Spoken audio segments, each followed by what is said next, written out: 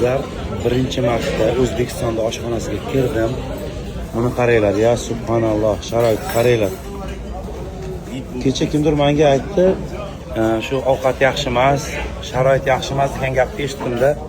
Subhanalloh. Aka, buni qaranglar. Juda zo'r.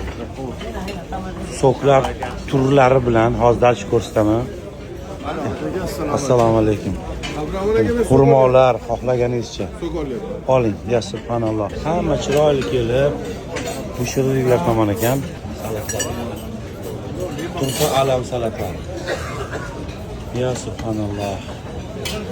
Men bilmadim kim o'sha internetda chiqib shikoyat qildi. Assalomu alaykum. Kim shikoyat qildi bilmadim. Nonni xohlaganingizcha. Turfa olam.